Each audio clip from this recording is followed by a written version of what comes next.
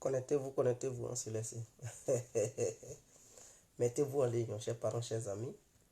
Mettez-vous en ligne, mettez-vous en ligne, mettez-vous en ligne. On va quitter ici en même temps. Mettez-vous en ligne, hein, quittez ici.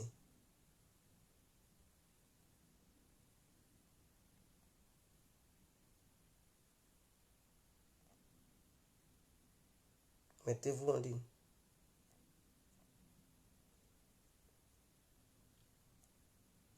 Mettez-vous en ligne, on se laisse.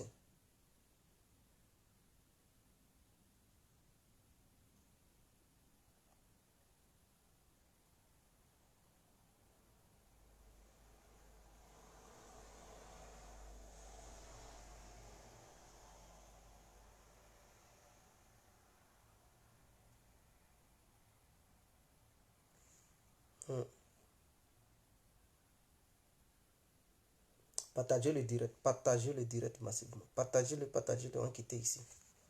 Partagez-le, on va quitter ici. Invitez vos amis, vos connaissances, voilà. On va quitter ici, on va faire le point, hein, de la situation sur le terrain. C'est très important. Donc, partagez, partagez, partagez. Et n'oubliez pas de me donner mes étoiles, hein. Il y a d'autres qui me demandent comment on donne les étoiles. Bon, c'est des gens qui sont sur YouTube, ce sont mes abonnés. Je leur demande de s'abonner sur Facebook pour pouvoir me donner les étoiles. Donc, les étoiles, vous voyez là où on donne les cœurs, les pouces et tout ça à côté, là, ils ont mis étoile. Il suffit de cliquer sur étoile là. Quand tu cliques sur ça, ils vont te dire, voilà, la procédure à suivre. Voilà, et puis voilà, tu peux donner quelques étoiles quand tu veux. Donc, ma page Facebook, c'est Guégué Complet. Comme, voilà, ma chaîne YouTube, c'est Guégué Complet. Donc, ce sont les mêmes noms. Donc, la personne qui veut, hein, s'abonner sur Facebook, suivre les directs, voilà, tapez Guégué Complet sur Facebook, vous verrez ma page. Les personnes qui veulent aller s'abonner sur YouTube, tapez Guégué Complet, vous me verrez sur YouTube. Voilà, donc ceux qui peut-être qui ne voient pas mes directs sur Facebook, vous pouvez vous abonner sur YouTube pour suivre, hein, chaque vidéo qui est postée là-bas. Voilà, donc prenez vos tabourets, hein, quittez ici. Prenez vos tabourets, on va pas trop durer. On va vite faire, on va faire gona gona comme on le dit en Côte d'Ivoire. Fils à fils, comme les Arabes le disent, fils à fils. Yala. Voilà. Donc, on va aller vite pour quitter ici. C'est très important. Donc, abonnez-vous massivement. On va quitter ici. Alors, donc, je commence. Bonsoir, bonsoir à tous et à toutes. Pour tous ceux qui ne me connaissent pas, je suis l'incontournable Guégué Complet tout terrain, l'homme dont on parle, l'homme qui n'a pas froid aux yeux, l'homme qui ne marche pas ses mots. Vous pouvez aussi m'appeler devant la vie, l'homme n'est rien, gouverneur italien. Docteur Modon, appelez-moi Boum Boum, laisse-moi mourir 5 et plein droit, el padrino Camari des Oula Moudia. Alors nous voilà à nouveau devant cette caméra pour parler encore de l'Ukraine. C'est très important parce qu'il y a des évolutions. Oui, les évolutions et les forces qui sont sur le terrain parce que les gens mentent. Les gens passent leur temps à mentir en disant que c'est l'Ukraine qui fait face à l'armée russe. Mais la vérité est autre. Voilà, ce n'est pas seulement l'Ukraine qui fait face à l'armée russe. Pourquoi? Parce qu'il y a maintenant des informations qui sont divulguées, des informations disant bel et bien que en dehors de l'armée, hein, ukrainienne, il y a l'armée de l'OTAN sur le territoire ukrainien. C'est très important. Même si ce n'est pas une très grande masse, mais c'est l'armée de l'OTAN qui fait face à l'armée russe vers l'est de l'Ukraine. Voilà. Parce qu'ils ne veulent pas que l'Ukraine, ils ne veulent pas que la Russie prenne, hein, une grande partie de l'Ukraine. Et donc, ce sont les forces de l'OTAN qui font face à l'armée russe vers l'est de l'Ukraine. Voilà pourquoi des gens disent, mais pourquoi la Russie n'avance pas vite? Pourquoi la Russie n'avance pas vite? Ah tiens, voilà, donc les informations viennent de tomber. Ah tiens, je vais vous expliquer. Il y a une très grande évolution majeure à l'est de l'Ukraine. Voilà, parce que Quand vous écoutez la presse occidentale, là, disant que non, ils ont donné l'ordre aux militaires qui étaient à Sévérodonetsk de replier, de quitter la ville. Mais ils n'ont qu'à quitter la ville, ils vont aller où? Demandez-leur, quand ils disent non, ils leur ont donné l'ordre de quitter la ville. Ils vont passer par où pour quitter la ville? C'est ça la question fondamentale. Parce que la ville elle-même, elle est entourée. Elle est déjà verrouillée, cette ville-là. Et il n'y a plus de voie pour sortir de la ville. C'est-à-dire, les gens, ils ne vous disent pas. Je vais vous dire, au lieu de dire la vérité, ils tordent le cou à la vérité en disant que non, ils leur ont donné l'ordre de quitter la ville. C'est du mensonge. Ce n'est pas un ordre qu'ils ont donné à ces soldats ukrainiens de quitter la ville. En réalité, la Russie, les soldats russes ont déjà verrouillé la ville, en fait. Donc, c'est du côté de la mer, de l'eau, du fleuve, du Dniepr, que les militaires ukrainiens devraient passer. Je peux dire, les mercenaires, les forces de l'OTAN devraient passer pour sortir de là. Mais la Russie a bombardé les 3 ponts qui permettaient aux gens de quitter la ville, en fait. Donc, si tu veux quitter la ville en ce moment-là, comme les 3 ponts ont été détruits, il faut nager. Il faut sortir de la ville à la nage. Mais il y a des drones qui survolent le fleuve en question, qui regardent qui sort, qui ne sont pas. Tiens, des drones sont là pour surveiller. Et donc, les Russes surveillent ce côté-là, le côté où il y a le fleuve Dniepr. Voilà, la Russie surveille ce côté-là avec des drones, matin, midi et soir, 24 heures sur 24 heures. Puisque le reste de la ville est déjà entouré par des soldats. Donc, s'ils veulent fuir, là, ils ne vont pas aller de l'autre côté. C'est vers le fleuve, là, ils vont passer. Et c'est de là qu'ils fuiront. Donc, pour fuir, là, ils seront repérés par les drones. Ils ne vont pas fuir avec des véhicules, puisqu'il n'y a plus de chemin. Même si tu as ta caisse là, tu dois laisser ça là. Tu es obligé de nager pour quitter la ville. Et donc, quand ils disent que non, le gouvernement a donné l'ordre aux soldats ukrainiens de quitter la ville, ils vont passer par eux-mêmes. C'est des mensonges. En réalité, ce qui se passe, le gouvernement ukrainien avait voulu tenir cette ville pendant longtemps, de la manière Mariupol s'est déroulée, mais l'usine qui s'étend sur 6 km, 6 km², qui est à Sévérodonetsk, elle diffère de l'usine d'Azovstal en fait, de Mariupol. Là-bas, l'usine de Mariupol, il y avait des sous-sols, des bunkers de 6 étages de bunkers, c'est-à-dire dans la terre là. Il y avait des bunkers de 30 mètres, de 60 mètres, donc en profondeur. Ce qui faisait que les soldats qui étaient là-bas, ils se cachaient en profondeur. Donc quand les bombes étaient larguées, ça pouvait détruire le premier bunker, mais le second et le deuxième, le second et le troisième, quatrième, ça ne pouvait pas atteindre là-bas. Donc eux, ils se cachaient là-bas et ils sortaient, ils tiraient et puis ils couraient, ils rentraient là-dedans. Mais ce qui est à Sévérodonetsk, c'est différent. C'est-à-dire les bombes russes pénètrent même dans la profondeur de leur bunker, soi-disant bunker, où ils voulaient se cacher. Et les Russes, hier, ils ont pénétré au sein de l'usine. Donc les combats se passent au sein de l'usine, ne sachant pas quoi faire. Parce que leurs supérieurs les ont abandonnés en question, en fait. C'est-à-dire ceux qui leur donnent les ordres. Les lignes de communication ont été coupées. Les Russes ont coupé les lignes de communication. C'est-à-dire le commandant suprême. Parce que le bureau de commandement se trouve dans le palais de Zelensky, en fait, à Kiev. C'est de là-bas tout se passe. C'est de là-bas que les ordres se donnent sur le champ de bataille. Et ceux qui donnent les ordres, ce sont des experts occidentaux, américains. Bon, quand je dis occidentaux, y compris les Américains, tous ceux-là, c'est ça qu'on appelle Occident. Est-ce que vous comprenez? Donc, c'est eux qui pilotent les choses depuis le palais de Zelensky. Les Russes, qu'est-ce qu'ils ont fait? Ils ont coupé la liaison. la ligne. Donc ça fait que eux là, ils étaient plus en contact avec les soldats, hein, les soldats et les mercenaires occidentaux et les soldats ukrainiens qui étaient dans cette ville. Et donc eux, à leur tour, ils pensent que leurs supérieurs les ont abandonnés, puisque les hauts gradés ont fui avant même que les ponts ne soient détruits. Ils ont quitté la ville, ils ont demandé aux petits là de rester pour défendre, que eux ils s'en vont négocier pour envoyer des renforts. Mensonge.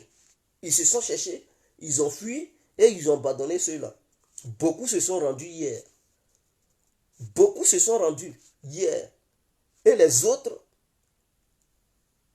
envoient des signaux de négociation pour dire les Russes, faut pas les Russes vont tirer sur eux et qu'ils n'ont qu'à les laisser sortir de la ville à travers le fleuve. Est-ce que vous comprenez? Pour que les Russes puissent prendre la ville tranquillement. Donc voici ce qui se passe. Maintenant, pour tordre le coup à la vérité, ils disent non, ils leur ont demandé de se retirer. Retirer, ils vont passer par où? Si ce n'est pas négociation, ils vont passer par où?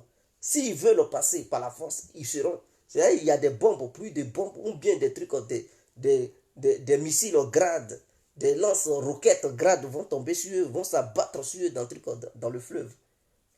En réalité, ils sont là négociés pour dire qu'ils n'ont qu'à les laisser partir. Est-ce que les Russes vont dire, bon, comme vous voulez partir, vous ne voulez pas combattre, on vous laisse partir. Ou bien, on ne vous laisse pas partir, on va vous mettre la main dessus. Il y a deux cas. Il y a d'autres qui se sont rendus aux Russes, il y a d'autres qui négocient pour partir, pour sortir de trucs. Il y a d'autres qui sont déterminés, ils veulent coûte et coûte combattre. Ce sont les mercenaires en question, c'est-à-dire les Occidentaux, parce qu'eux, ils savent que les Russes leur ont promis l'enfer, c'est-à-dire, comment on appelle ça même, pour eux là, c'est pas une question de truc de prisonniers de guerre en fait. Pour eux, lorsqu'on mettra la main sur eux, les Russes mettront la main sur eux là, ils sont pas, c'est-à-dire aucune loi ne les protège. Il n'y a aucune loi au monde qui les protège parce qu'ils sont des mercenaires. Et donc les Russes leur ont promis, hein, comment on appelle ça même, la peine de mort. C'est-à-dire soit ils vont les fusiller, soit ils vont les mettre sur des chaises électriques, soit condamnation à vie. Non, eux, mais ils sont conscients. C'est ceux-là qui ne veulent pas se rendre et puis ils veulent, coûte que coûte, se battre jusqu'au bout. Parce que d'autres parmi eux disent qu'ils préfèrent la mort sur place que de se faire prisonnier par l'armée russe. Donc voici un peu ce qui se passe. Maintenant, Lysychansk, parce qu'il y a deux villes. L'autre ville aussi, ils ont déjà coupé la voie qui permettait aux Ukrainiens d'alimenter Lysychansk, c'est-à-dire la ville voisine de Severodonetsk. Donc cette ville qu'on appelle Lysychansk, quand vous attendez, voilà, il y avait une très grande voie, c'est comme si une autoroute qui permettait aux Ukrainiens d'alimenter cette ville. Mais cette voie-là, les Russes ont coupé. C'est-à-dire ils ont pris possession de cette voie. Et donc il n'y a plus, ceux qui sont à Lysychansk, ils ne peuvent plus sortir de là pour fuir. S'ils veulent fuir, c'est qu'ils vont marcher. Ils vont marcher pour traverser des forêts. Bon, comme quand quelqu'un il veut survivre, il est capable de tout. Il peut jeter trucs en... Ils peuvent jeter, parce que ce ne sont pas les chars de guerre qui vont sortir de là. Ils seront obligés de marcher dans la forêt pour essayer de sortir de la ville. Mais pour dire, ils vont sortir de la ville avec des chars de guerre, des trucs. Non, non, non, c'est impossible parce que les Russes ont coupé la seule voie qui leur permettait d'être alimentés. Et donc, ils ne vont plus recevoir du renfort. Ils ne vont plus recevoir de matériel. Et donc, la rivière, c'est-à-dire le fleuve que les Russes devraient traverser, où les Ukrainiens attendaient les Russes pour dire, bon, quand ils vont vouloir traverser le fleuve, comme cette ville, Lysychansk est en hauteur, on va les bombarder. Les Russes ne sont pas tombés dans leur panneau. Ils sont passés par derrière. Ils ont percé la ligne de défense de derrière. Et donc, ils ont laissé le fleuve de l'autre côté. Et ils ont pris par derrière les villes, les villages autour des trucs de la ville ont été déjà libérés. Les Russes ont déjà pris possession des villages autour de la ville. Et donc, il reste la ville. Il reste la ville. Maintenant, ils sont là en train de bombarder la ville. Il reste une seule chose, pénétrer la ville pour mettre la main sur ceux qui étaient là-bas. Parce que les Ukrainiens ont envoyé assez de renforts dans cette ville-là. Ils pensaient qu'ils allaient recaler les Russes. Il y a assez de mercenaires dans cette ville-là. Il y a assez de mercenaires dans cette ville-là. Déjà, Londres commence un truc à crier. Pour dire si la Russie arrête un truc, c'est-à-dire les ressortissants de l'Angleterre pour les exécuter, alors l'Angleterre sera dans l'obligation de rentrer en guerre officiellement avec la Russie et toute l'Europe parce que c'est inacceptable. Pourquoi ils disent ça? Parce qu'ils savent que leurs meilleurs soldats qu'ils ont envoyés, attends que, voilà, ils ont dit non, légion étrangère. Ils voient que la Russie est en train de les arrêter un à un. La Russie est en train de les détruire.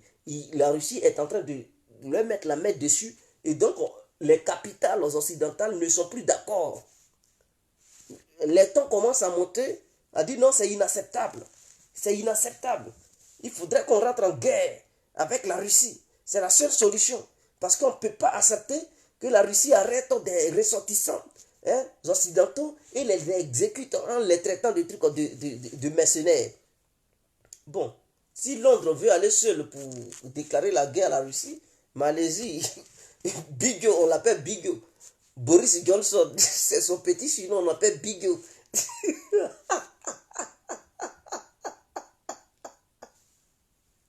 Non, bon, vous pouvez l'appeler Bojo, Bojo ou bien Bigot. Moi, je préfère Bigot. C'est son nom de caresse. Il est fâché parce que ses meilleurs soldats, comment on les appelle, je ne sais pas, MI6, ça c'est leur service de renseignement. Le meilleur soldat, force spéciale anglaise, ils pensaient que c'est avec les... C'est pas histoire des trucs arabes, c'est pas histoire d'africains. Là-bas, là, vous avez affaire des trucs au Spetnaz. Quoi on appelle ça? Spetnaz. Les Spetnaz. Force spéciale russe. Et puis les Keken, ils sont derrière vos soi-disant forces spéciales. Ils sont allés mater matin, midi et soir. Vous êtes fâchés. Vous voulez rentrer en guerre officiellement. Mais déclarer la guerre, c'est ce que Poutine attend. Il dit si jamais il y a guerre, Londres ne va plus exister. Il va effacer Londres de la surface de la terre. Parce que c'est une île. Et donc, pour lui, là, l'île, il va frapper l'île avec des vrais trucs en suppositoire pour faire disparaître l'île en même temps. Donc, les Anglais, ils sont conscients. Vous êtes conscients. La Russie est grande. Hein? Vous allez beau bombarder, les Russes ne vont pas. C'est-à-dire, ils auront une autre partie de la Russie où ils peuvent habiter. Mais vous, vous avez un territoire minuscule et vous voulez vous gonfler. Il suffit de trucs sans bon suppositoire sur truc Londres et puis c'est fini. On ne parle plus de Londres. Londres est effacé. Et donc vous devez le savoir. Vous n'avez même pas de trucs de bon système anti-aérien pour vous défendre. Et c'est vous qui voulez, vous êtes fâchés. Voilà, donc voilà un peu ce qui se passe. Maintenant, ceux qui suivent l'actualité, vous avez suivi à un moment donné, la France disait qu'elle envoyait des gendarmes pour mener des enquêtes en Ukraine par rapport aux crimes de guerre que la Fédération de Russie aurait commis à Boutcha et à Irpin. Et au nom d'une équipe d'enquête des gendarmes. Donc la France a dit, bon, elle envoyait des gendarmes expérimentés dans le domaine des crimes de guerre, tout ça là, pour déterminer les causes des uns et des autres. En réalité, Atia, derrière cette histoire de dire ils envoient les gendarmes pour enquêter, ils ont profité pour envoyer des forces, des trucs aérospatiales françaises en fait. Est-ce que vous comprenez? Ils ont profité, non seulement ils ont envoyé peu de gendarmes, mais ils ont profité pour envoyer beaucoup de militaires, des forces aérospatiales, françaises, pour aller combattre en fait. Et donc, ils ont été identifiés à l'est de l'Ukraine, vers Kharkiv et autres parties de l'Ukraine. Les forces françaises aérospatiales sont là-bas, combattent là-bas. Et les Russes ont donné un nombre de 4000 personnes qui seraient là-bas. Donc la France a envoyé 4000 soldats sur le territoire ukrainien pour faire front. Ce sont les Anglais qui ont donné 3000 soldats. Donc au total, ça fait 7000. Ça, c'est France et Angleterre. Sans compter les Canadiens, les Américains. Et même il y a des trucs, il y a des trucs japonais. Des soldats japonais qui sont là-bas. Donc, vous comprenez, quand ils font la propagande, non, l'Ukraine tient, l'Ukraine tient. En réalité, ce n'est pas seulement l'Ukraine. Il y a des forces spéciales de chaque pays, des trucs membres de l'OTAN qui sont là. Les Polonais, vous pensez, les Polonais ont des milliers de soldats là-bas. Les Roumains, ils sont là-bas. Les Lituaniens, les trucs, les Estoniens, les trucs, les, les Bulgares, ils sont tous là-bas, ils combattent. Donc, ne vous laissez pas berner. C'est parce que la Russie est une puissance, hein, et que réellement, elle occupe la deuxième place. Voilà pourquoi les Russes n'ont pas encore pris de trucs de déroute. Voilà pourquoi les Russes, les gens, ils n'arrivent pas à botter le cul aux Russes. Sinon, si c'était un autre pays, il y a longtemps, ce pays allait prendre un truc, une vraie raclée sur le plan militaire. Est-ce que vous comprenez? Voilà. Même, voilà pourquoi ils sont là, les Russes font des prisonniers. Hein. Les soldats américains qui sont arrêtés là-bas. Et quand on les arrête, ils disent non, ce sont des gens qui sont partis là-bas, c'est des gens qui sont volontaires. Mais en réalité, ce sont des forces spéciales en fait. C'est des gens qui ne sont pas encore en retraite dans leur pays. Ils sont encore en activité dans leur armée. L'armée de leur pays, ils sont encore en activité. Ils ont été envoyés là-bas par leurs États. Mais quand on les arrête, ils les font passer pour des gens qui ne travaillaient plus, pour des gens qui sont partis là-bas volontairement, pour ne pas que le monde entier découvre qu'ils sont là-bas et qu'ils combattent militairement parlant. Est-ce que vous comprenez?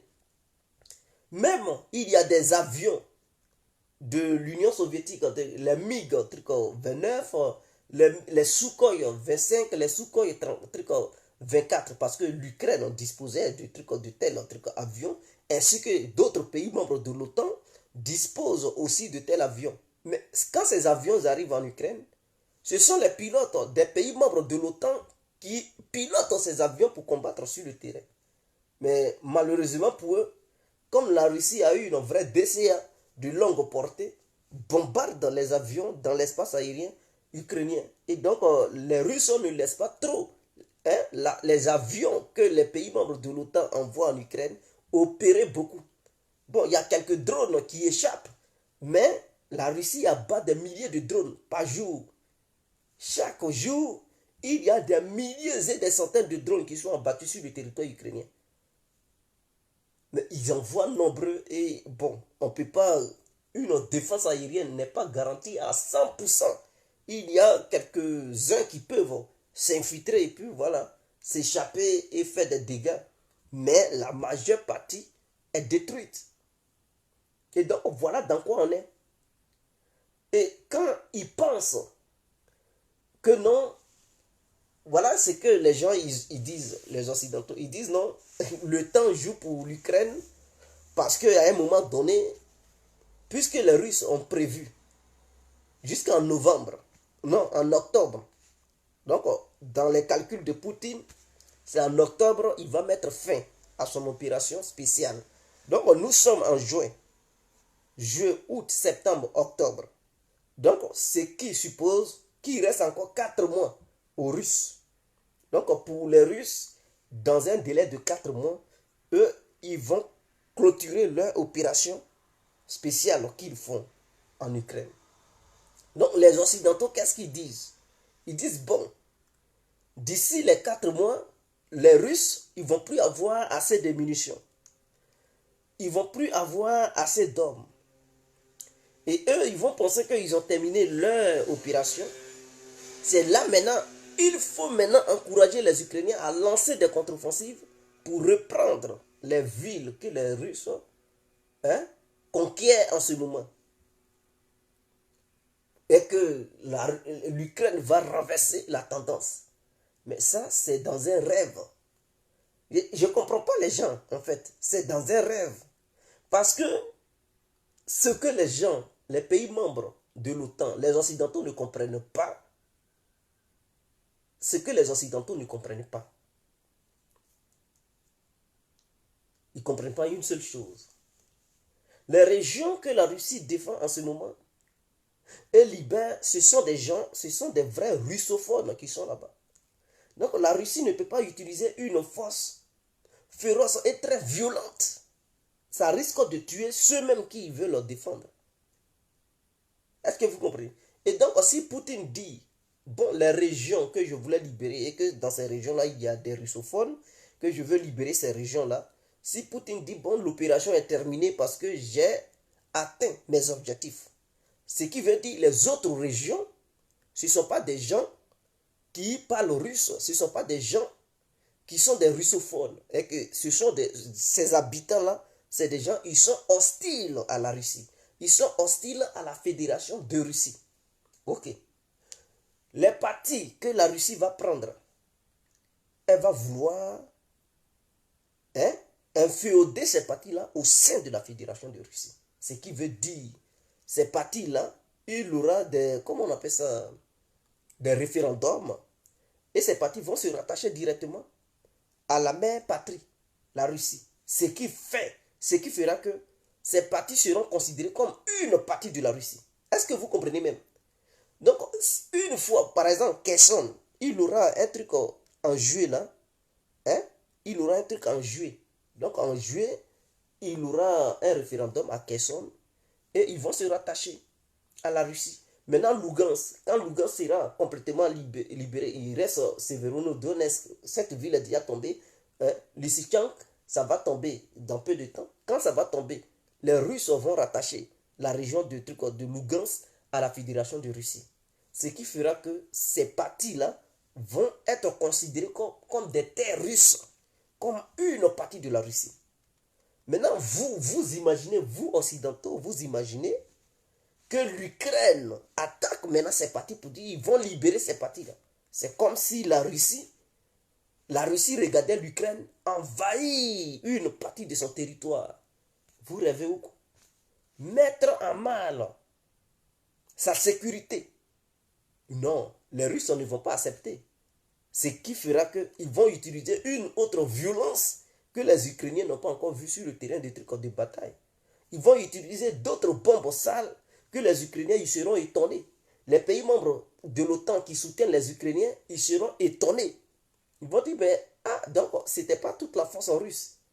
Parce que la Russie ne peut pas accepter que son territoire soit attaqué pour être envahi par un autre pays. Or, la bataille où la bataille se passe,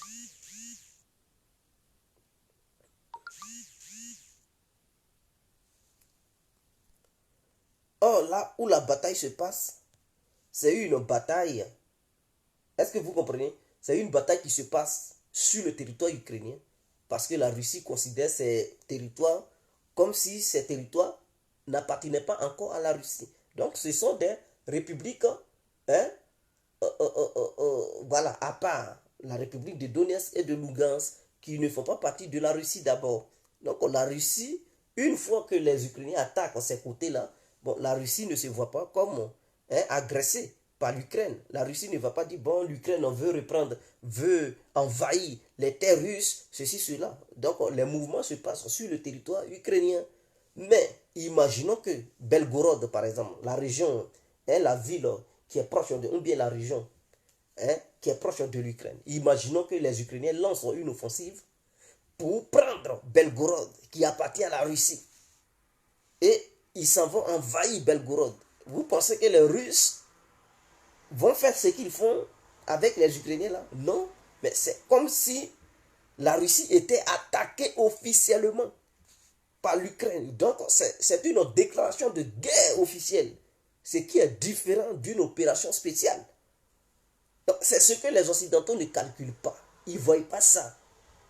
Ils ne voient pas ça. Donc, au contraire, le temps joue contre l'Ukraine. Parce que chaque fois que les jours passent, ces parties qui ont été conquis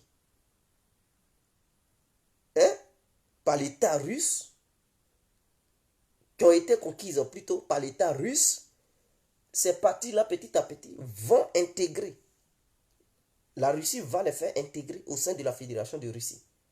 Et l'Ukraine, en ce moment-là, n'a pas une armée capable de lancer des contre-offensives pour libérer les territoires, puisque les meilleurs éléments de l'armée ukrainienne se font laminer à l'est, se font décimer à l'est, se font détruire, d'autres se font arrêter. Donc, ce n'est pas avec quoi l'Ukraine va lancer des contre-offensives. Pour lancer une contre-offensive, il faut préparer une bonne armée. Il faut avoir une armée. L'armée ukrainienne, celle qui mène la bataille, elle a été préparée depuis 2014 jusqu'en 2022. Donc, ça a pris au moins 8 ans à l'armée ukrainienne pour être comme ça. Et puis, ce n'est pas elle seule qui se bat. Elle se bat avec ses alliés occidentaux et trucs. Parce qu'elle seule, là, elle n'allait même pas pouvoir tenir jusqu'à ce moment-là. Maintenant, chaque jour qui passe, les milliers de soldats ukrainiens meurent. Le président ukrainien avait dit que c'était 100 soldats ou 200. Écoutez-moi, c'est 500 soldats qui meurent. Vous savez combien de soldats ukrainiens qui sont morts? Ce que les Occidentaux ne vous disent jamais. Ils disent, oh, la Russie a perdu 30 000 hommes. C'est trop. C'est trop. Que 10 ans que l'Union soviétique avait fait en Afghanistan. Hein? 10 ans, l'Union soviétique avait perdu 10 000 hommes. Maintenant, en 4 mois seulement, la Russie perd 30 000 hommes. C'est trop. Plus on est blessé, si on multiplie, 80% de l'armée russe est déjà en Ukraine. Des mensonges comme ça. Je tiens à vous rappeler que l'armée russe, plus on les réservistes, ils font 3 500 000. Est-ce que vous comprenez? 3 500 000 individus. Donc, s'ils disent que toute l'armée russe, 80% de l'armée russe est déjà en Ukraine, ça veut dire que la Russie a envoyé 3 millions de ses soldats en Ukraine. Et qu'il reste au moins 500 000 soldats en Russie. Quelles sont ces conneries-là? Pourquoi ils mentent juste quand ils font une telle grande propagande? Ce que vous ne savez pas, c'est que l'Ukraine a déjà perdu 70 000 militaires, soldats sur le terrain. Sans compter ceux qui se sont fait prisonniers. Est-ce que vous comprenez? L'Ukraine a déjà perdu 70 000 hommes, sans compter ceux qui sont blessés. Il y a d'autres qui sont blessés, il y a d'autres même, ça les traumatise, ils sont devenus fous. Ils ne veulent même plus aller au front. Est-ce que vous comprenez? Ah, mais les médias même stream ne vous disent pas la vérité.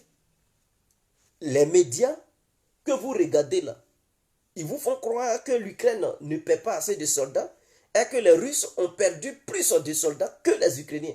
Mais quand vous les écoutez là, vous croyez en ça? Eux-mêmes qui pleurent matin, midi, soir pour dire l'artillerie russe fait du mal à l'armée ukrainienne. L'artillerie russe, pour arrêter ça, il n'y a pas moyen pour les arrêter. Et que les Russes, c'est à travers l'artillerie qu'ils avancent. Ils frappent, et puis ils avancent. Mais quelqu'un qui a une artillerie puissante, et que vous dites non, ils ont plus de matériel que vous, leur artillerie est très puissante, et que vous voulez des armes lourdes, et que vous fuyez, à chaque fois vous fuyez des villes. Mais c'est eux qui meurent beaucoup, et vous mourrez peu. Mais quelle est cette contradiction? Avec toutes ces armes qu'on vous envoie, ces armes sont détruites par la Russie. Et vous avez besoin des armes. Mais ces armes-là, quels sont ceux qui sont dans ces armes? Ou bien quels sont ceux qui tirent, qui sont autour de ces armes? Donc si ces armes sont détruites, c'est que vous aussi, il y a eu des gens qui sont morts. Parce que ces armes sont utilisées par des gens. Et donc, on ne peut pas détruire ces armes-là sans qu'il y ait un truc en perte de vie humaine. Les chars de guerre qu'on vous livre, et que ces chars sont détruits. Les avions de guerre sont détruits. Les QG que la Russie frappe. Vous qui êtes dans des trucs, dans des bunkers, la Russie vous frappe là-dedans. Tout ça là, non, vous n'avez pas perdu truc assez de soldats. C'est les Russes qui perdent des soldats. Et que vous faites un truc, une bouchée sur les soldats russes. Mais malgré cela, ils avancent et c'est vous qui fuyez. Malgré cela, ils avancent et c'est vous qui êtes en fait, qui êtes fait au moins prisonnier. Vous voyez la contradiction. N'écoutez pas ce que les Occidentaux vous disent. Quand ils disent 30 000 soldats russes, ce sont des mensonges en fait. Vous savez, vous ne savez pas, Zelensky a signé un document demandant aux pays membres de l'UE de renvoyer les Ukrainiens. C'est-à-dire les garçons, les Ukrainiens. Est-ce que vous comprenez? Les Ukrainiens, parce que parmi eux, il y a des garçons qui ont fui, des jeunes Ukrainiens qui ont fui pour venir en Europe ici. Mais Zelensky a signé un document demandant aux pays de l'Union européenne de rapatrier ceux-là pour aller combattre. Parce qu'il n'a plus assez de combattants. Est-ce que vous comprenez même? C'est-à-dire tu fuis ton pays, tu te réfugies ailleurs, et ton dirigeant, il s'en va signer un document, il demande au pays là où tu as fui là, pour dire non, quand tu es rapatrié, tu vas prendre les armes pour aller au front. Beaucoup d'Ukrainiens commencent à fuir. Beaucoup commencent à fuir. Donc, Zelensky, il est là, il signe, il prend des décrets et il demande aux gens, aux pays membres de l'UE de rapatrier ces gens-là pour aller combattre. Bon, on sait qu'il est le chef, il est le président de l'Union européenne. Ils vont exécuter tout ce qu'il leur demande, ils font. Donc, moi, ça me fait mal. Ces Ukrainiens qui ont fui, qui pensaient qu'ils avaient échappé à la dictature de Zelensky, leur demandant de prendre les armes pour aller au front, ils seront bientôt rapatriés dans leur pays. Ah, j'espère que l'UE ne va pas faire ce genre de conneries. Mais si l'UE le fait, c'est que vraiment Zelensky, je ne sais pas quel chapeau je vais lui donner. Hein. Je ne sais pas quel chapeau on va acheter pour lui donner. Mais si l'Union européenne accepte de rapatrier ces Ukrainiens pour les envoyer au front, vraiment c'est que l'Union européenne est un déchet complet. Donc voilà un peu ce qui se passe. Voilà un peu ce qui se passe. Vous savez, ce sont des trucs, des réservistes qui sont au front en ce moment. Eux, ils ne connaissent rien. Ils n'ont jamais fait la guerre. Des gens qui se sont mobilisés, ils n'ont jamais fait la guerre, on les envoie là-bas. Pour la première fois, quand ils entendent des bruits, des trucs, des bombardements, ils deviennent fous. Est-ce que vous connaissez le truc au bruit de bombes? Allez-y, regardez la vidéo, les Français qui pensaient qu'au début, certains soldats français pensaient que c'était une histoire d'Afrique ou bien Afghanistan ou bien truc Irak. Quand ils sont partis, quand Lviv a été frappé par la Russie, par les Russes, d'autres ont commencé à fuir. Ils ont dit non, non, non, non, non, non, non. On ne peut pas tenir. On pensait que les bombardements étaient très forts. Que eux-mêmes, ils sont... Des soldats français, ils ont commencé à fuir. Ils sont repartis en France. Ils ont dit non, non, ils ne peuvent pas. Parce que c'était fort. Quelqu'un qui n'a jamais fait guerre, qui est un réserviste, on lui a pris sur papier, il a fait quelques entraînements. On dit voilà, va au front. Et ils voient les Sukhoi russes survoler, les bruits dans les oreilles, les K-52, c'est-à-dire les hélicoptères, les Mi-28, les Mi-24, les Mi... tout ça de MiG. Les missiles, le truc, calibre, ça vole au-dessus de la terre. Vous savez le nombre de mètres que le missile au calibre vole? Il vole à 50 mètres de la terre. Il vole très bas. Et quand il est proche de sa cible, il descend à 20 mètres. Donc, c'est le meilleur missile de croisière au monde en ce moment. Le Tomahawk américain ne vaut pas le calibre russe. Non seulement le calibre russe a une longue portée, et vers sa finition, il fait 3200 km/h. Quand il est proche de sa cible, et puis il descend à 20 mètres du sol. Donc il vole très bas.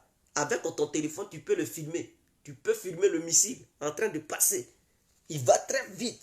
Et donc, les systèmes de défense ne peuvent pas l'arrêter. Les Américains, pourquoi ils traînent, les Européens, leur système de défense, c'est parce qu'ils ne veulent pas se faire humilier. Parce que si l'Amérique envoie ses patriotes, envoie ces trucs, ces systèmes de défense anti-aérienne, la Russie va les bombarder, les détruire immédiatement. Et ça, dans le monde entier, personne ne va encore acheter ça.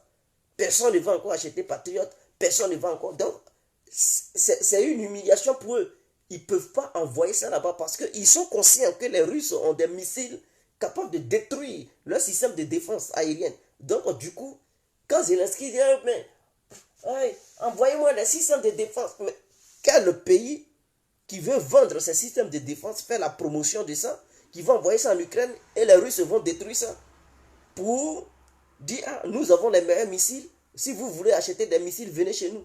Mais tout le monde va aller acheter les missiles russes qui peuvent détruire les patriotes américains et tout. Et donc, ils ne sont pas bêtes. Ils disent à Zelensky, non, non, non, on va te donner des missiles anti-aériens portatifs. Tes soldats vont porter ça, mais nos patriotes, tout ça, on ne te donne pas. Faut pas. Ils sont allés voir les Israéliens. Il faut donner don de fait. Les Israéliens ont dit, ah, là-bas, ce n'est pas le Hamas, hein, ce n'est pas histoire de roquettes.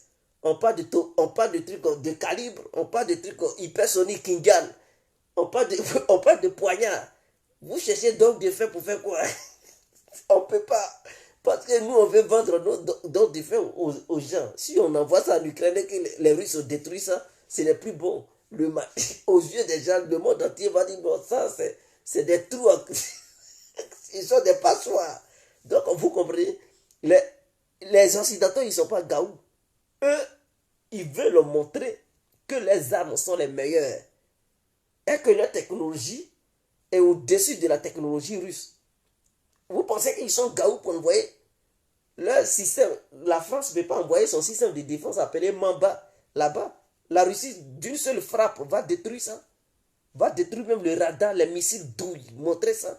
Pour dire non, ce que la France fait, c'est des conneries. Non, Emmanuel Macron, il n'est pas gaou.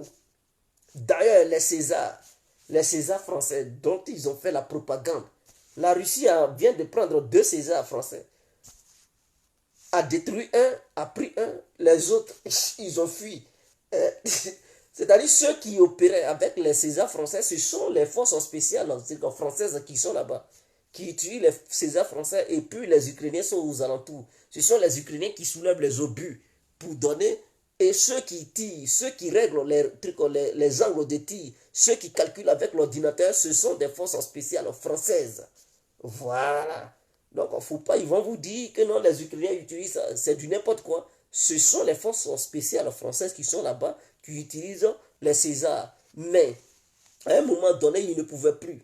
Les Russes verrouillaient la ville, donc ils ne pouvaient plus sortir ces Césars qu'ils avaient mis là-bas. Ils étaient obligés de fuir. Sans ces Césars, les Russes ont mis la main sur ça. Ils ont pris 2 Césars. Ils ont confisqué 2 Césars. Donc ça, c'est une technologie que la France vient de livrer à la Russie. Parce que ceux qui vont analyser ça, ils vont analyser ça minutieusement pour voir comment la France a fait ce César et puis bon, apporter une amélioration supérieure à ce que la France utilise. Mais bien sûr, quand tu prends quelque chose et que tu découvres comment c'est fait, toi tu apportes ton savoir-faire encore plus pour améliorer ça, pour dépasser lui qui a créé ça. Et donc voilà. Les Russes ont demandé aux Français d'amener beaucoup. On a besoin de ça, livrer ça. De toutes les façons, nous, on va prendre ça. Donc voilà. Ce que les Américains ont envoyé, les MI, quoi là, bientôt vous allez voir, les Russes vont prendre ça. Ça va tomber dans les mains des Russes. Donc, la guerre est déjà gagnée. Même les chaînes allemandes disent que non, la Russie a déjà gagné la guerre. Et que les Occidentaux ont sous-estimé la Russie, en fait. Ils ont sous-estimé la Russie. Ils pensaient que, comme eux, ils sont riches, ils ont de l'argent, et qu'ils investissent beaucoup dans leur armée, et que l'Amérique donne 800 milliards à son armée. Les pays membres de l'OTAN, quand ils font leurs calculs, donc ils ont dit, ah ben la Russie a un petit budget, c'est une puissance régionale, ceci, cela. Et ils ont passé leur temps à sous-estimer la Russie. Mais sur le terrain, ils comprennent que ce qu'ils avaient pensé, c'était pas ça. C'est comme au début, ils ont sous-estimé la Russie. Ils ont cru que les sanctions économiques allaient détruire l'économie russe immédiatement et que Poutine allait arrêter les opérations sur le terrain. Mais avec le temps, ils comprennent que non, ce n'était pas le cas. Et qu'ils ont sanctionné la Russie, mais la Russie n'est pas tombée. Et que l'économie russe résiste. Et que le système financier russe résiste. Ils sont surpris. C'est-à-dire, voilà des gens, avant de faire quoi que ils sous-estiment leurs adversaires. Ils pensent que c'est des gens, ils ne savent rien, c'est des sous-hommes, ceci, cela. et qu'eux, s'ils prennent telle décision, ça va faire du mal à l'autre. Mais dès qu'ils prennent la décision, ils comprennent vite que non, le calcul qu'ils avaient fait, c'était pas ça. Et qu'ils ont fait des erreurs. Donc, au côté financier, ils voient que non, ils ont échoué. Et que la Russie commence à accélérer les choses. Une réunion de BRICS, c'est-à-dire ils mettent un autre système parallèle, qui est le système SWIFT, ils vont étendre ça à travers le monde pour permettre aux pays d'avoir d'autres alternatives.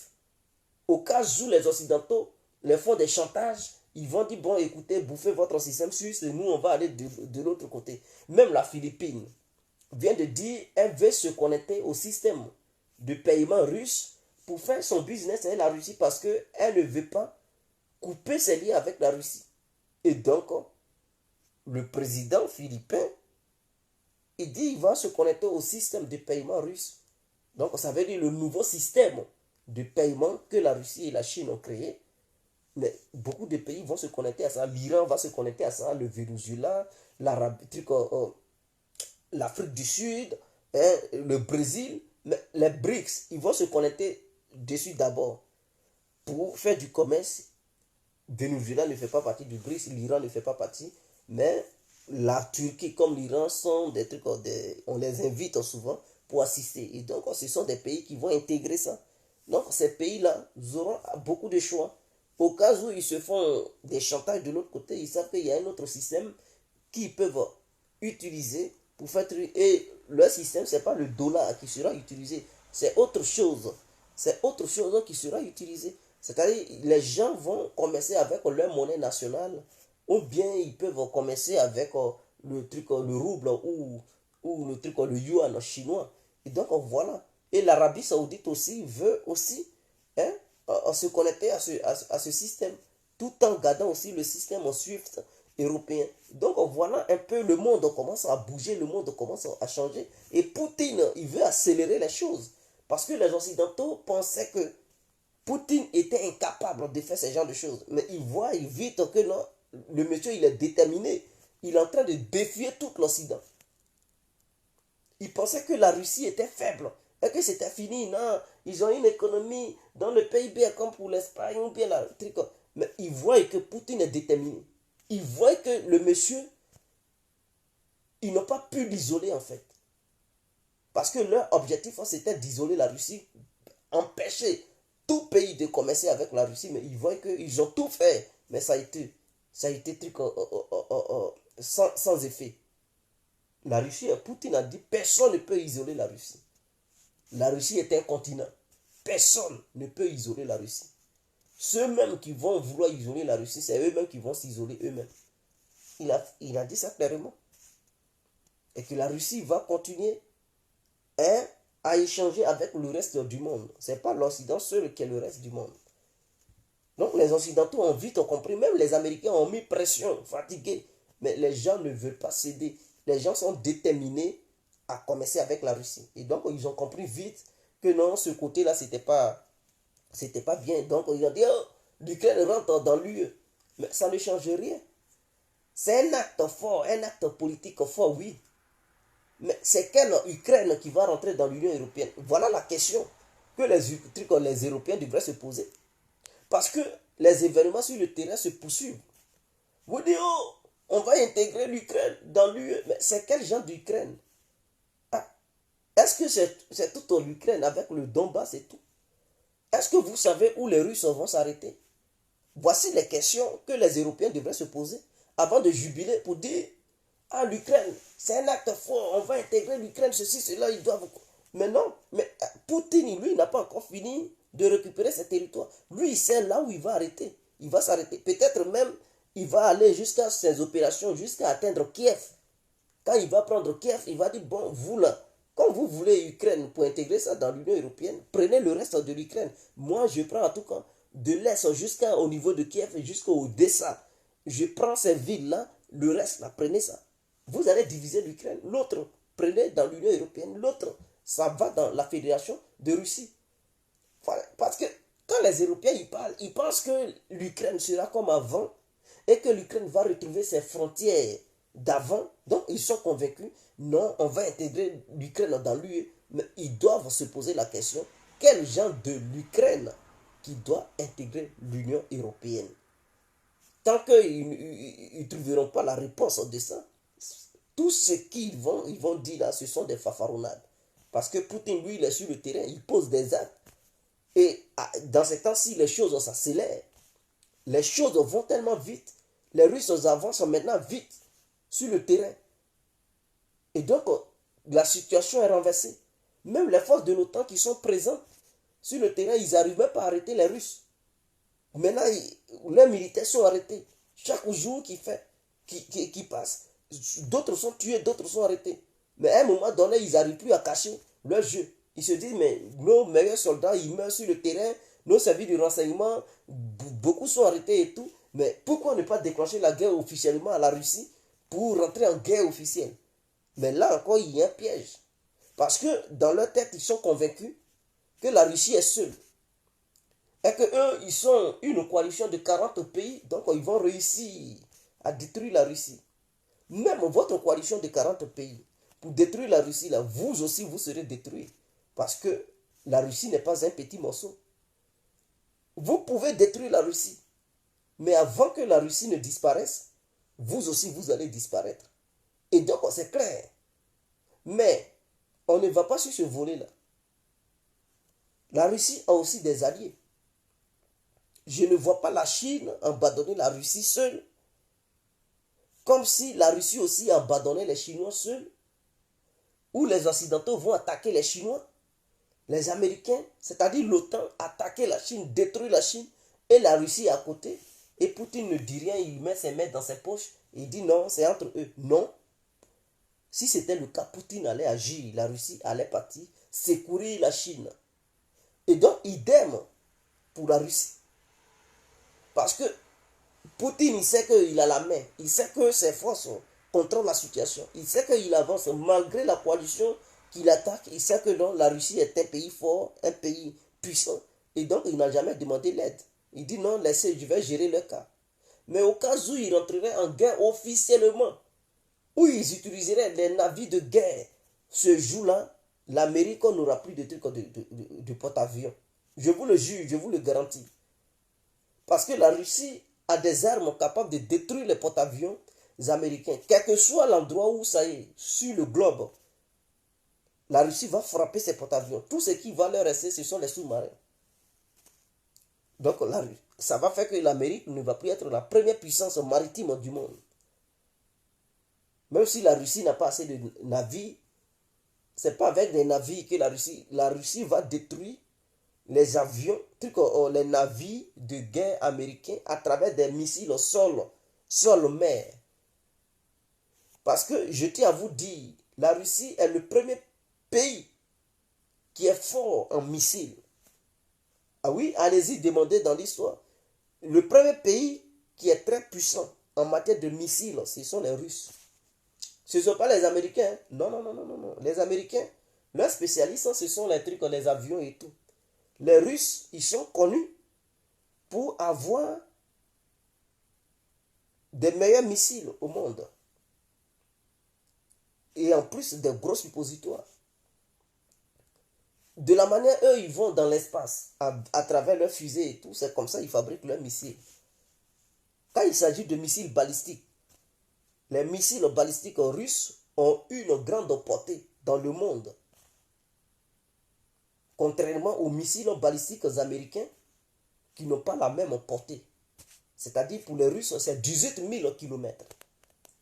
Pour les Américains, ça est dans les 10 000 à 11 000 km. Vous comprenez le contraire, vous voyez la différence.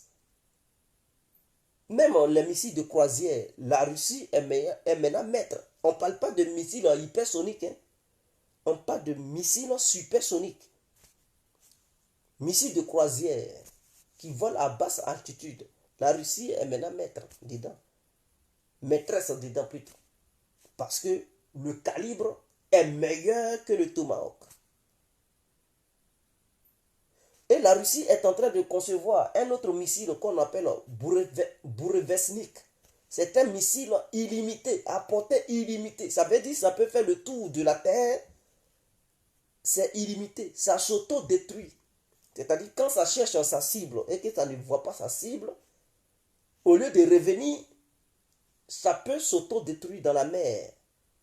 Parce que c'est un missile dont le moteur est fabriqué à base du nucléaire.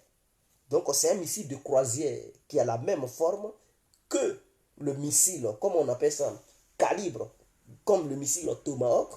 Mais le petit moteur qui permet au missile de s'envoler est un missile nucléaire. C'est-à-dire c'est un moteur nucléaire. Et donc un moteur nucléaire est un moteur illimité. Est-ce que vous comprenez? On appelle ça Burevestnik. Les Russes sont à fabriquer ça. Et c'est déjà presque un truc à sa fin. Donc, ils ont ces genres de trucs de missiles de croisière. Mais ils n'ont pas encore utilisé ça sur le théâtre ukrainien parce qu'il y a le nucléaire dessus. C'est un missile truc, de croisière, mais il y a le nucléaire dessus. Donc, s'ils utilisent ça sur le territoire ukrainien, c'est comme s'ils utilisaient un truc. Voilà, ils vont dire qu'ils ont utilisé un nucléaire parce que ça va laisser des traces. Donc, ils n'utilisent pas ça. Mais ce sont des missiles qui sont déjà opérationnels. Ah tiens, ça est déjà opérationnel. Donc, ces genres de missiles, ça peut frapper les États-Unis sans être intercepté parce que ça peut faire le tour du monde. Ça passe à l'endroit où il n'y a pas de défense antiaérienne et ça vole à basse. Le calibre, lui, il vole à 50 mètres de la Terre, hein, la hauteur, 50 mètres de hauteur de la Terre, et quand c'est proche de sa cible, ça descend à 20 mètres. Mais le bourrasveniste, lui, il descend encore plus bas.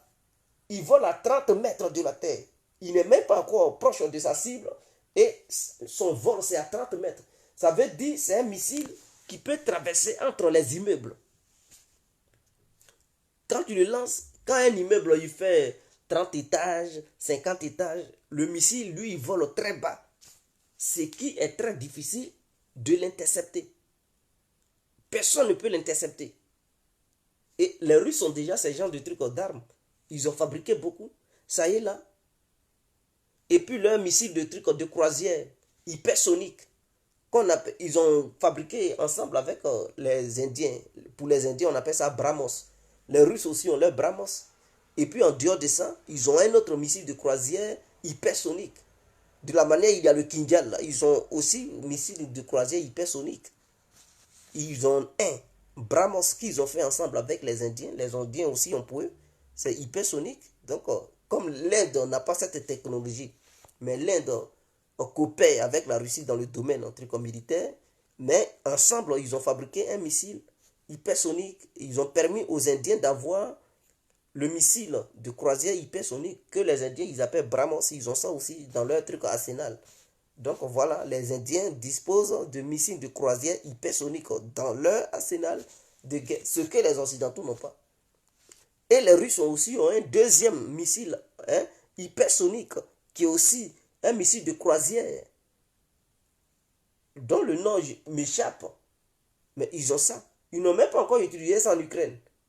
Tout ça, ils gardent ça pour l'OTAN au cas où les pays membres de l'OTAN veulent rentrer en guerre. C'est ça, ils vont prendre pour détruire les navires de l'OTAN.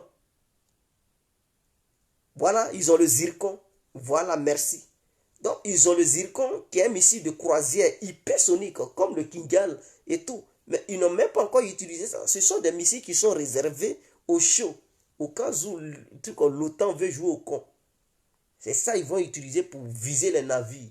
Aucun navire ne peut intercepter un tel missile. Ça va tellement rapidement, à 10 000 km/h, 11 000 km/h, que les radars même des navires ne peuvent même pas voir le missile venir. Ça va les détruire. Et donc, vous comprenez. Voilà, c'est le Zircon.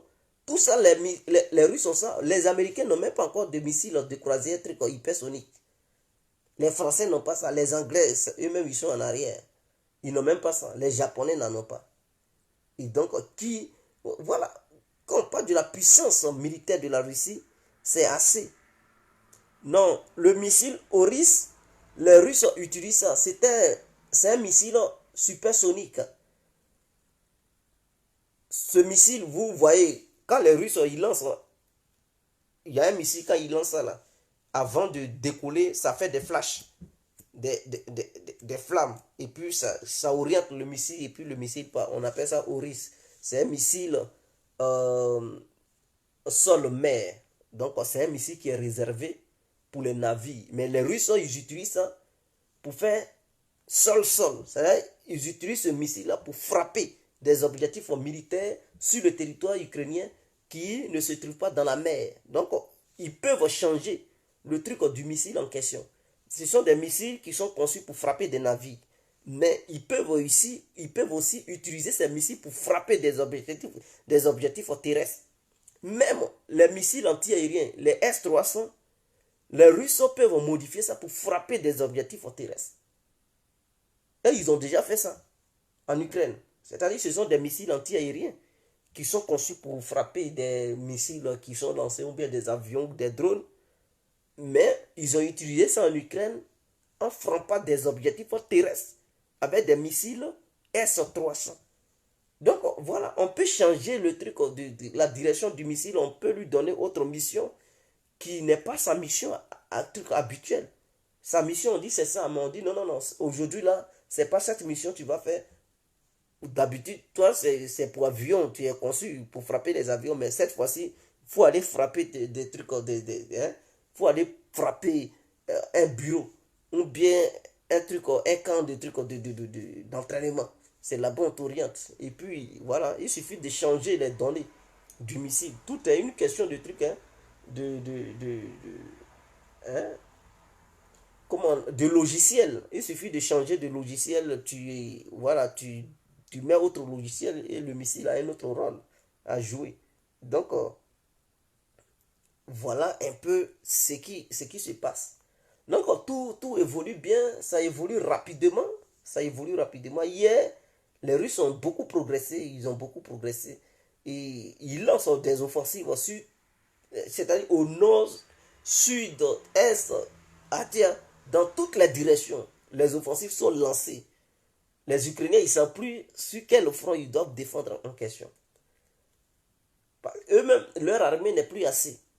Leur supplétif de l'OTAN, bon, eux-mêmes aussi, devant l'armée russe, ils ne font pas le poids. Et les Russes, ils lancent les opérations dans toutes les directions. Donc, ils vont défendre quel côté. Pendant que tu défends ici, on dit, les Russes, ils ne viennent pas derrière. Ah tiens, est-ce que tu vas rester sur ta position? Tu dis, bon, replions. Parce que si on reste ici, ils vont nous encercler. Et c'est comme ça. Donc, du coup, les Ukrainiens, ils ne savent plus quoi faire. Ils ne savent plus quoi faire. Est-ce que vous pensez que Poutine va s'arrêter dans le Donbass? Non, non, non, non. Il va passer. Est-ce que Kharkiv, là, Kharkiv que vous voyez, ce n'est pas dans le Donbass? Kharkiv, ce n'est pas dans le Donbass. Mais, autre offensive se prépare là-bas. Mykolaïev, ce n'est pas dans le Donbass. Kherson n'est pas dans le Donbass. Donc, Poutine, là où il est là, de la manière, ce sont les pays membres de l'OTAN ou bien de l'UE qui le poussent à vouloir prendre beaucoup de territoires. Parce qu'il sait que s'il s'arrête dans le Donbass, c'est fini. La plus grande Ukraine va rentrer dans l'UE. Et en retour, les Russes, ils vont avoir quoi? C'est comme s'ils ont fait tout ça pour rien. Donc, Poutine va vouloir prendre une bonne, grande partie de l'Ukraine. Et l'autre partie, il va dire, bon, prenez, mettez ça dans l'UE. Dans tous les cas, mes hommes que j'ai perdus là, je vais les récupérer. Parce que des gens, ils disent, non, la population russe, elle peut, et Poutine, ça va tuer des jeunes. Hein? Donc, ce qui va faire que la population russe va diminuer. Mais vous rigolez ou quoi? Population russe va diminuer comment? Mais les parties où Poutine a libéré là, où l'armée russe libère, il n'y a pas de population là-bas. Ah! Quelqu'un qui a envoyé 180 000 hommes, et puis il libère des territoires où il y a des milliers de trucs d'habitants. Même si des gens ont fui, il y a des gens qui restent quand même là-bas. Donc ceux qui vont rester là, ils deviennent russes. Ce qui veut dire qu'ils multiplient la population russe. Donc si la Russie, imaginons, arriver à perdre 500 000 soldats russes, mais la Russie va récupérer au moins 4 millions de citoyens. Donc en réalité, la Russie n'a pas perdu. Elle va former d'autres soldats. Donc elle va perdre 500 000 hommes et récupérer 4 millions. Donc, vous comprenez déjà que, voilà, donc dans tous les cas, la Russie ne paie pas. Hein, les hommes qu'elle paie sur le terrain, elle les récupère sur le terrain ukrainien. C'est ce que, voilà, moi, c'est comme ça que je vois les choses. Parce que chaque ville qui est libérée, chaque village, il y a des habitants. Même Mariupol, c'était 400 000 habitants. il y a beaucoup qui ont fui, mais il y a eu 100 000, 150 000 habitants qui sont restés. Mais ceux-là, ils deviennent quoi? Ils deviennent russes, non? Est-ce que les Russes ont perdu 100 000 trucs aux soldats à Mariupol? Non, ils n'ont pas perdu 100 000 soldats à Mariupol. Ce qui veut dire, même s'ils ont perdu beaucoup de soldats à Mariupol, ils ont, ceux qu'ils ont perdus là, ils ont pu remplacer ces soldats-là par la population qu'ils ont trouvée sur place. À Kherson, c'est une grande ville. Ils n'ont même pas combattu, Kherson s'est rendu. Ceux-là, ils sont là leur partager truc, des passeports. Mais si c'est une ville où il y a 100 000 habitants, ou bien 200 000 habitants, mais ces habitants, ils deviennent russes. Donc, Poutine, ses soldats ne mettent pas de cadeau. Si ces soldats meurent là, mais ils récupèrent des citoyens. Donc, parmi ces citoyens, il y a des enfants.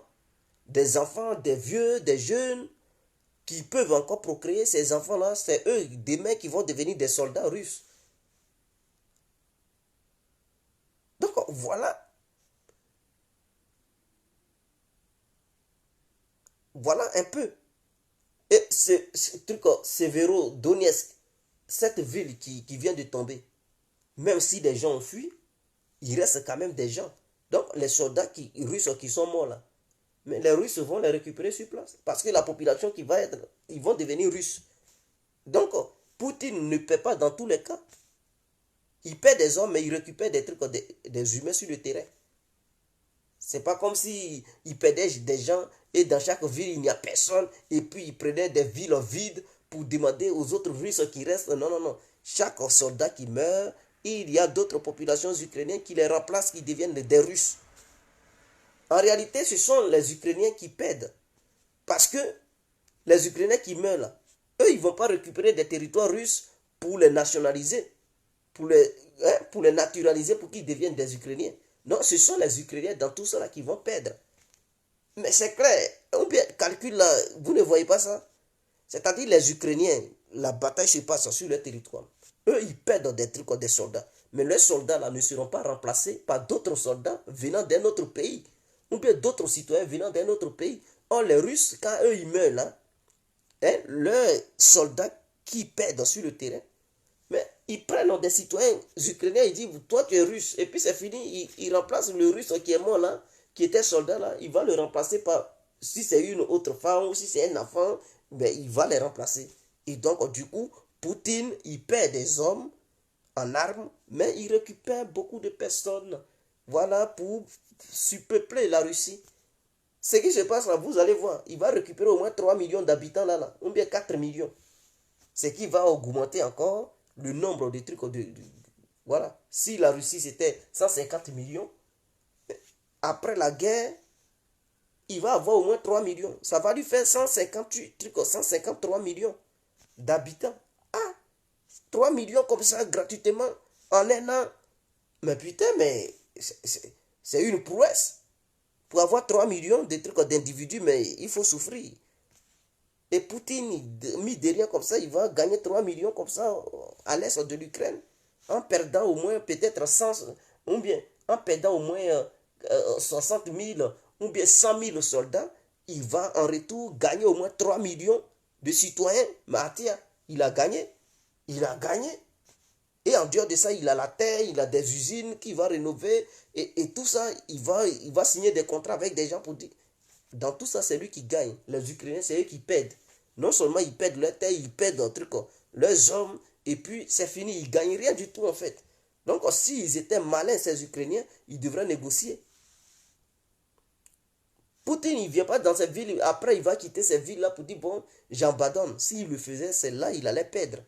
C'est là on allait dire, bon, les Russes sont morts, hein, et puis Poutine est en train de tuer la population russe, et que voilà, la Russie est dépeuplée, ceci, cela. Mais quand il arrive dans chaque village, chaque ville, il récupère les habitants, les terres, tout ça là, il prend. Donc les Russes qui meurent là, c'est pas gratuit. Hein. Il les remplace. Il les remplace par milliers et il prend les terres. Donc du coup, c'est Poutine qui gagne, il est l'homme fort. C'est Zelensky qui perd. Non seulement il perd des hommes, il perd la terre. Il perd ses usines. Il perd tout en fait. Et puis il est là, il fanfaronne. Et dans ses rêves, il pense qu'il va gagner la Russie militairement parlant. Si Oncle Sam, C'est-à-dire, le grand frère de tout l'OTAN n'arrive même pas et qui dit on ne veut pas de guerre avec la Russie. Nous ne voulons pas de guerre. Mais ils ont quoi? Aujourd'hui encore, ils ont dit non, nous on ne veut pas de guerre avec la Russie. On ne veut pas de guerre avec la Russie. On ne veut pas une confrontation militaire avec la Russie. Mais pourquoi ils le disent? Si les médias occidentaux, oh, la Russie n'est pas puissante, ceci, cela. Quand l'Amérique dit non, nous on ne veut pas, on ne veut pas, on ne veut pas. Mais s'ils étaient convaincus que la Russie n'était pas puissante, mais ils allaient attaquer la Russie.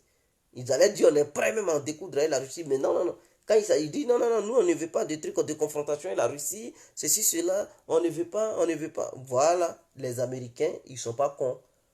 Malgré leurs mensonges, ils savent la vérité. Ils savent ce qui est la vérité. Et que ceux qui sont sur le terrain, c'est 10% de l'armée russe qui opère en Ukraine en ce moment. Faut pas, ils vont vous blaguer pour dire 80%. C'est du n'importe quoi. L'armée russe se fait 3 500 000. Ceux qui sont même en Ukraine, ils ne valent même pas 500 000 militaires. Est-ce que vous comprenez? Ils ne font même pas 500 000 militaires. Et puis on dit non. Si c'est 3 millions qui étaient engagés en Ukraine, c'est que les Russes ils allaient être en guerre officiellement. Mais non, ils ne sont pas en guerre officiellement, c'est une opération spéciale. Et il n'y a que 10% de l'armée russe qui opère. Malgré cela, il y a une coalition de plusieurs pays. Mais la Russie gagne du terrain, c'est sans voix. On constate que la Russie n'est pas une petite puissance, que c'est une vraie puissance militaire, inégalée. C'est là Poutine a dit la fois passée. Il dit la Russie est la première puissance mondiale, l'armée la plus puissante au monde. Il a dit ça. Mais moi, je le crois. Je le crois. Parce que si la Russie n'était pas puissante, mais il y a longtemps, ils allaient fuir l'Ukraine. Avec toutes ces armes qu'ils envoient, de haute technologie, malgré cela, ils n'arrivent pas. Avec tous ces milliards qu'ils envoient, malgré cela, ils n'arrivent pas. Ah. Montrez-moi une seule puissance qui a attaqué un pays. Et que même les Américains, quand ils avaient attaqué la Corée, quand ils avaient attaqué la Corée, il a suffi l'aide de la Chine. Et puis les Américains, ils perdaient déjà du terrain. Ils commençaient à prendre des raclés. Ils étaient obligés de soulever le drapeau blanc pour dire non, on n'a qu'à négocier pour faire Corée du Nord, Corée du Sud, et on met une force de l'ONU au milieu. L'aide qu'ils apportent aux Ukrainiens, c'est comme ça. La Chine en faisait. Où ils donnaient des militaires. Là, ils disaient ce sont des mercenaires, légions, c'est ce que la Chine faisait. Mais les Américains prenaient déjà un vrai truc de déroute. Une vraie raclée. Mais malgré qu'ils font ça, sur les Russes, à travers l'Ukraine interposée, ils n'y arrivent pas. La Russie ne prend pas de raclée. La Russie, au contraire, donne des raclées à ces pays membres de l'OTAN.